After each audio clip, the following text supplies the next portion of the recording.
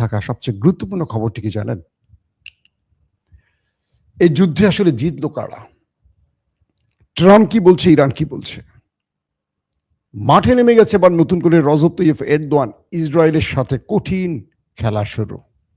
Erdogan বলছেন, যেকোনো সময় নেতাকাকুর সাথে তার লড়াই শুরু হতে পারে। অর্থাৎ ইসরায়েল তুরস্কের মধ্যে নতুন একটা ঘটনা ঘটতে পারে। পাশাপাশি পাকিস্তান থেকে ২ দেশের ডেলিগেটরা চলে গেছেন একেবারে শূন্য হাতে। আমেরিকান পাতা ফাঁদে ইরান পা দেয়নি। এজন্য ট্রাম্প আবারও হতাশ। পাশাপাশি মধ্যপ্রাচ্যে আবারও আসছে মার্কিন কার্গো জাহাজ, মানে কার্গো বিমানগুলো। প্রচুর অস্ত্র ঢুকছে অভিযোগ। তার মানে ২ দেশ আবার যুদ্ধে মুখোমুখি হতে যাচ্ছে। চলেন, আজকে অনেকগুলো খবর আছে আপনাদের জন্য। প্রথম যে খবরটি দিয়ে আমি শুরু করতে চাই সেটা হলো, এই যুদ্ধে ডোনাল্ড ট্রাম্প প্রথমেই বলেছিলেন ইরান হেরে গেছে, আমেরিকা বিজয়ী হয়েছে। প্রথম প্রশ্ন ট্রাম্পের কাছে, এই যুদ্ধবিরতির জন্য আলোচনা কে চেয়েছিল? আমেরিকা, ইরান নয়।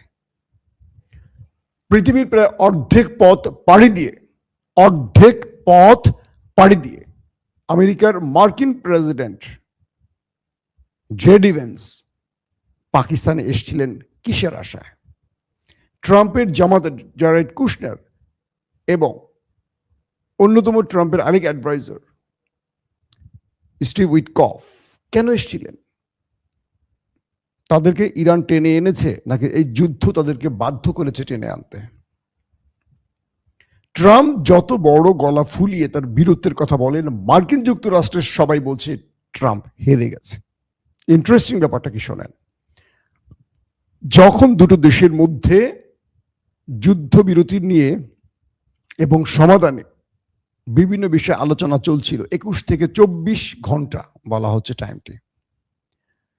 দুটো দেশের মধ্যে এই আলোচনা চলাকালীন সময়ের মধ্যে ইরান এমন ভাবে ওই দেশটিকে ধোলাই করেছে আলোচনার মধ্যে, যেখানে আমেরিকার J D Vance, Kushner, Steve Witkoff বড় কোনো কথাই বলতে পারেনি। একটু পরপরই শুধু প্রেসিডেন্ট ট্রাম্পকে ফোন করেছেন আর মতামত চেয়েছেন।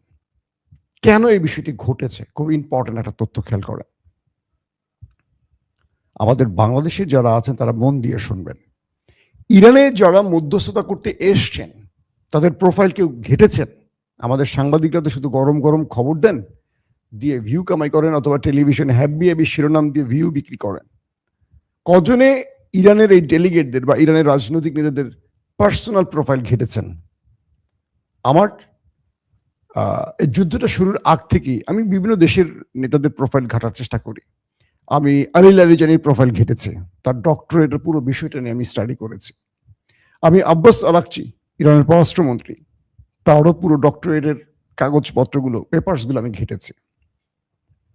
বাকের গালিবাফ, আরো যারা আছেন ডেলিগেট, বিশ্বাস করবেন ইরানের কাছে আমেরিকা এই আলোচনায় কোনো চান্সই পায় নাই। আলোচনা করবে কি? আমেরিকার যোগ্যতাটা কি? একজন ডোনাল্ড ট্রাম্পের জামাতা জারেড কুশনার, একজন লেখক মানুষ, আরেকজনকে পলিটিশিয়ান নর্মাল। তাদের আমেরিকান নাগরিক ছাড়া তাদের এক্সেলেন্সি কি? তাদের স্কিল কি? তাদের বলার মতো আইডেন্টি কি? শুধু আমেরিকান নাগরিক? আমেরিকায় যে ছেলেটা মূর্খ থাকে সেও কিন্তু ইংরেজিতে কথা বলে। এটা মানে ভাববেন না যে সে অনেক বড় পিএইচডি ডক্টরেট করা। কিন্তু ইরানের যারা বসছেন ওই টেবিলে ম্যাক্সিমাম লোকজনই ডক্টরেট পিএইচডি করা। তার কোনো মানে বাংলাদেশের বিশ্ববিদ্যালয়ে করেনি, পাকিস্তানি করেনি, এক একজন আমেরিকাতে করা, একজন ইংল্যান্ডে করা। তাদের বিষয়বস্তু, তাদের যে পেপারস ঘেটে আমি দেখলাম মাথা নষ্ট হওয়ার মতো ব্যাপার। ইরান রাজনৈতিক জায়গায় কাদেরকে বসিয়েছে, দেশ পরিচালনা যাদের বসিয়েছে তাদের মেধার কাছে। যদি ইরানের রাজনৈতিক ক্যারিয়ারের একদম দুর্বল লোকটার কথা বলি, বাংলাদেশের সবচেয়ে মেধাবী লোকটা হচ্ছে তারা ভালো। কেন বুঝতে পারছেন যে বাংলাদেশ কেন রাজনৈতিকভাবে চামচামি করে? বোঝেন? কত দেখি ক্যামব্রিজ থেকে অক্সফোর্ড থেকে নিয়ে আসে, এগুলোর আমি জানি না ভিতরে কি আছে। এরা রাজনৈতিক দল দাস ছাড়া চাকরামি ছাড়া কিচ্ছু করে না। এরা সত্য মিথ্যা বোঝেই তো না। রাষ্ট্র কি জিনিস আর জনগণ কি জিনিস আর দল কি জিনিস এরা বাংলাদেশের বোঝেই না। এইচটি ইমাম, গহর রিজভী এরা কিন্তু হাই প্রোফাইল লোক, কিন্তু ভেতরে কিচ্ছু নাই। শুধু হাসিনার আওয়ামী লীগকে কিভাবে বিজয়ী করতে হবে, ভারতের কাছে এজেন্ডা দিয়ে ভারতকে কিভাবে খুশি করে হাসিনাকে ক্ষমতায় রাখা যাবে, এর বাইরে তাদের কিচ্ছু না। কিন্তু দেখেন Iran, doctor Ali Larijani big প্রোফাইলের একজন ব্যক্তি শহীদ হয়ে গেছেন হাসতে হাসতে। এখন আছেন কে? আব্বাস আরাকচি, ডক্টরেট করার লোক।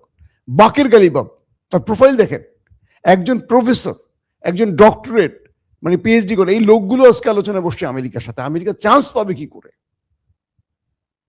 তারা আলোচনার মধ্যে একটু পরবর্তী ট্রাম্পকে ফোন দিছে, এই ইরান এটা বলেছে আমরা কি করব, এটা বলেছে। আসলে মূলত খেলাটা হয়েছে কি দেখেন, খেলাটা হয়েছে ইরানের সাথে। এই খেলাটি আমেরিকার বলা হচ্ছে দুটো পরিকল্পনায় বা দুটো ফাঁদ তৈরি করছিল মার্কিন প্রেসিডেন্ট ট্রাম্প। তিনি এই আলোচনায় ইরানের কোনো দাবি মানবেন না, এটি তার সিদ্ধান্ত। কিন্তু তিনি কোনোভাবেই ইরানকে দিয়ে যুদ্ধ বিরতি ঘটাতে পারছিল না। ইরান যেভাবে ধোলাই দিচ্ছিল, তো তার জন্য কয়েকটা দিন সময় লাগবে, কারণ আমেরিকার অস্ত্র ফুরিয়ে আসছিল গালফ কান্ট্রিতে, বা ইসরায়েলের কাছে মিসাইল ফুরিয়ে আসছে, তাদের প্রতিরক্ষা সিস্টেম অন্ধ হয়ে গেছে। আজকের খবর দেখেন, কিছু কিছু তথ্য বলছে যে ট্রাম্প মূলত অস্ত্র নতুন করে আনার জন্য একটা কৌশল নিয়ে যুদ্ধবিরতি ঘটিয়েছে পাকিস্তানকে দিয়ে। সে ইরানের সাথে মূলত কোনো আলোচনা করবে না। আরেকটি পক্ষ বলছে যে ট্রাম্প যেভাবে পুরো পৃথিবীব্যাপী বা তার দেশের কাছে অজনপ্রিয় হচ্ছিল এবং পুরো পৃথিবী তার থেকে বিচ্ছিন্ন হয়ে পড়ছিল, ট্রাম্প এই আলোচনা দিয়ে তার অবস্থানটাকে নতুন করে চেঞ্জ করতে চেয়েছেন এবং তিনি বোঝাতে চেয়েছেন যে তিনি বিজয়ী হয়েছেন বা কোনো একটা ভাবে ইরানকে আলোচনার মাধ্যমে যুদ্ধ থেকে বেঁচে যাওয়া।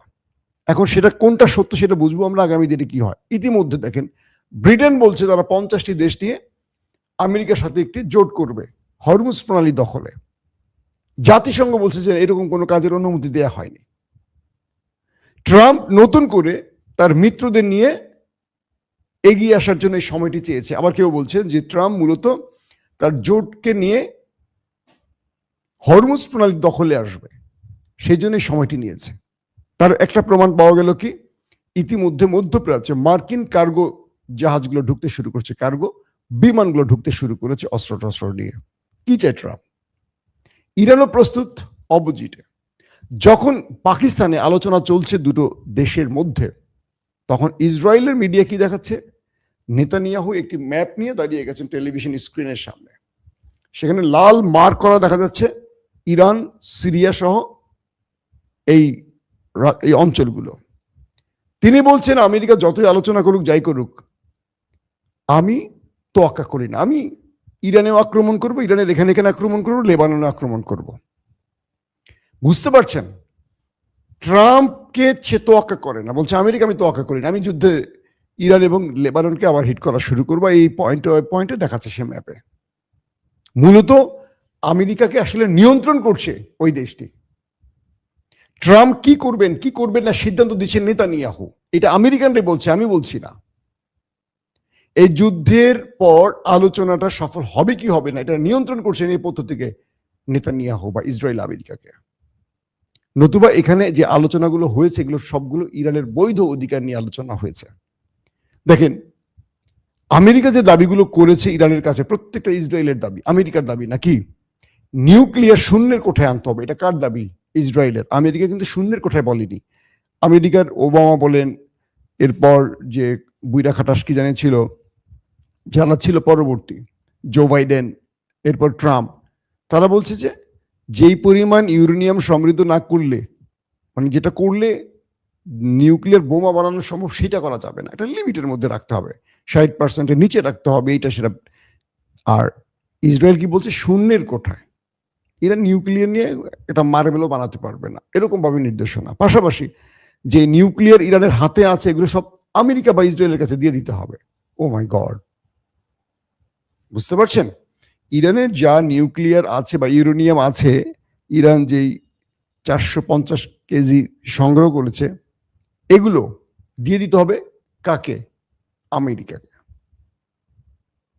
ইরান জীবনে এটা রাজি হবে? পৃথিবী উল্টে গেল, ইরান বলছে যে না। ইরান বলছে ওরা এই মিটিং এর নামে আসলে প্রতারণা করতে এসছে, এটা ইরান জানে। ইরান বলছে যে তারা আলোচনার নাম করে ভিন্ন পরিকল্পনা বাস্তবায়নের জন্য খেলছে। ইরান প্রস্তুত আছে, তোমরা যে খেলায় খেলতে চাও ইরান প্রস্তুত আছে। ইতিমধ্যে পাকিস্তানও হতাশ, কারণ আলোচনা ব্যর্থ হয়েছে। জেডি ভ্যান্স আমেরিকা চলে গেছে, ইরানের ডেলিগেট ইরানে চলে গেছে, কোনো রেজাল্ট আসে নাই। এরই মধ্যে তুরস্কের প্রেসিডেন্ট রজব তৈয়ব এরদোয়ান কি বললেন, যদি পাকিস্তানে এই আলোচনা না হতো তাহলে এই যুদ্ধে পাকিস্তান ওই দেশটির বিরুদ্ধে জড়িয়ে যেত। এরদোয়ান বলছেন, লেবানন ইরান আমাদের ভাই। যেভাবে কারাবাখ লিবিয়া তুর্কি সেনারা ঢুকে পড়েছে, ওই দেশটির বিরুদ্ধে, নেতাকাকুর কথা বলছেন, ওই দেশটির বিরুদ্ধে ইরান এবং লেবাননের জন্য যে কোনো সময় মাঠে নেমে যাবে তুর্কি বাহিনী। কে বলছেন? এরদোয়ান। গরম হয়ে গেল নেতানিয়াহু। এখন চলছে হ্যাব্বি আকারের কথাবার্তা, যে কোনো সময় এই লড়াইতে জড়াতে পারে তুরস্ক। এই হুমকি এরদোয়ানের মুখ থেকে এসছে। পাকিস্তানের প্রতিরক্ষা মন্ত্রী এবং পররাষ্ট্রমন্ত্রী কঠিন ভাষায় টুইট করেছে দেশটির বিরুদ্ধে, আবার সেই টুইট মুছতে হয়েছে, আবারও করছে, আবারও মুছতে হয়েছে আমেরিকার ঠাপানি খেয়ে। প্রশ্ন হলো, তুরস্ক কি আওয়াজ দিচ্ছে নাকি এই যুদ্ধে জড়াবে? এখন হিসেবটা চলে গেছে অন্যদিকে, খুব মন দিয়ে শুনবেন। যদি আমেরিকা তার মিত্রদের নিয়ে হরমুজ রক্ষায় আবার নামে, এই যুদ্ধ তৃতীয় বিশ্বযুদ্ধের দিকে যাবে, যেটা আর যুদ্ধবিরতি দিয়ে সমাধান হবে না। কারণ এই লড়াইতে তুরস্ক আসবে, এই লড়াইতে চীন রাশিয়া নেমে যাবে, এই লড়াইতে উত্তর কোরিয়া নামবে। কারণ চীনের পররাষ্ট্রমন্ত্রী জরুরি ভিত্তিতে উত্তর কোরিয়া সফর করেছেন কিম জং উনের সাথে, গত একদিন দুদিন আগে আমি আপনাদের লাইভে বলেছি। অর্থাৎ চীন তো প্রতিটি বক্তব্যের ব্যাখ্যা জানে। এই লড়াইতে শুধু ইরান লড়াই করেনি, ইরানকে সর্বোচ্চ সহযোগিতা করেছে চীন এবং রাশিয়া। আপনারা জানেন, হয়তো সৈন্য পাঠায় নাই, হয়তো দেখায় প্রকাশ্যে বোমা পাঠায়নি। যেমন আমেরিকা বলছে ইরানকে কাঁধে রেখে এন্টি কি বলে বিমান ক্রাশ করার জন্য যেই ক্ষেপণাস্ত্র টাইপের, বলছেন না, যে এরকম করে কাঁধে ধরে ধরে যে বিমান যায়, বিমানকে টার্গেট করে লক করে মারা যায়, এই মিসাইলগুলো দিয়েছে চীন। চীনের বিরুদ্ধে আমেরিকা আজকে অভিযোগ করেছে যে ইরানের কাছে প্রচুর পরিমাণে হাতে বহনকারী মিসাইলগুলো বা রকেট টাইপের যে অস্ত্রগুলো আছে, এগুলো চীন দিয়েছে। চীন সরাসরি নাকচ করেছে। ধরেন চীন আর রাশিয়া যে কার্গো জাহাজগুলো পাঠিয়েছে ত্রাণের নাম করে, এগুলোর ভিতরে কি আছে আপনি আমি সবাই জানি, আমেরিকাও জানে। এখন আমেরিকা কোন ভাষায় ওদের সমালোচনা করবে, যেখানে আমেরিকা নিজেই প্রকাশ্যে ইসরায়েলকে সহযোগিতা করছে? সে চীনকে কি করবে? সে চীনকে বলছে, হুমকি দিছে যে চীনকে আমরা দেখে নিব, তাদের উপর ট্যারিফ বাড়িয়ে দিব 50%, বুঝছেননি? আমেরিকা চীন এবং রাশিয়াকে থ্রেট দিছে। ইরান বলছে যে আমরা জানি এটা আমেরিকা বা ট্রাম্প সত্য বলে না, সত্য কাজ করে না, আমরা আমাদের পুরো প্ল্যান ধরে নিয়ে আমরা আগাচ্ছি। হরমুজ ইরানের কন্ট্রোলেই থাকবে, যদি কারো বাপের বেটা পারে আসে নিতে আসো। এখন আমেরিকা নতুন করে আবার অস্ত্র আনছে, আবার নেতানিয়াহু নতুন করে হুমকি দিচ্ছে। পাশাপাশি আজকেও নেতানিয়াহু আবারও লেবাননে ব্যাপক অ্যাটাক করেছে, অনেক মানুষ প্রাণ হারিয়েছে। এবং নতুন করে এই মাঠে এরদোয়ান নেমে যাওয়ায় যুদ্ধের পরিস্থিতি কোন দিকে যাবে? একদিকে তুরস্ক ন্যাটোর দেশ, আবার একদিকে তুরস্ক মুসলিমদের অন্যতম বন্ধু রাষ্ট্র। যে কোনো মুসলিমদের বিপদে তুরস্ক রাষ্ট্রটি বা এরদোয়ানের দেশটি এগিয়ে আসে। কিন্তু তুরস্ক অনেক রকম চাপে থাকে ঘরে এবং বাইরে। আপনারা জানেন, একটি সেকুলার দেশ, রাষ্ট্র ক্ষমতায় এরদোয়ান থাকলেও এই দেশটিকে নিয়ে খেলে। ভেতরে ইসরায়েল আছে, সেকুলার সিএসপি টিএসপি আছে, বহুত ওই মাথামোটা আর কি বামরা আছে, অনেক কিছু সম্ভব। কিন্তু এরদোয়ানের সাথে নেতানিয়াহুর বিরোধ কিন্তু অনেক দিন ধরে। এই দুটো দেশের মধ্যে দুতেলিও বন্ধ ছিল, একদম কি বলবো, এম্বাসিও বন্ধ ছিল। অনেক ফাইট লড়াই গেছে গাজাকে হেল্প করা নিয়ে। তো এবার তুরস্ক যে কথাটি বলেছে, তারা ইরান এবং লেবাননের জন্য মাঠে নামবে, এটি যদি সত্যি হয় খেলা জমে উঠবে। এরদোয়ান বলছেন, আমি কয়েকটি গণমাধ্যমে দেখলাম, এরদোয়ান স্পষ্ট করে বলছে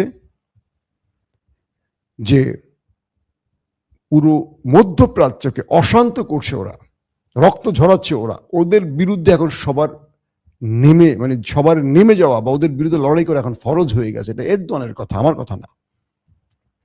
তিনি যে কথা বলেছেন সেই কথাটা এখন বাস্তবায়ন করুন, আমরা দেখতে চাই। কারণ আসছে সময়তে যদি ইরানের বিরুদ্ধে ইউরোপীয় এবং আমেরিকারা জোট করে নামে, সেই ক্ষেত্রে ইরানের জোটটাকেও শক্তিশালী হতে হবে। তবে চীন, রাশিয়া, ইরান সঙ্গে যদি তুরস্ক থাকে খেলা, আর যদি উত্তর কোরিয়া থাকে, এই খেলা খুব কঠিন হয়ে পড়বে। ওই ইউরোপের 50টি, 60টি বা 70টি, 100টি বন্ধু বলেই আসলে হবে না। এরা ম্যাক্সিমাম এলো আকাটা, মানে ভয় আগে অর্ধেক শুয়ে পড়বে। এক ইরান যেভাবে দুটো দেশকে শুইয়ে দিয়েছে, সঙ্গে গালফ কান্ট্রিকে, তার মানে ইরানকে হালকা করে নেওয়ার কোনো সুযোগ নেই।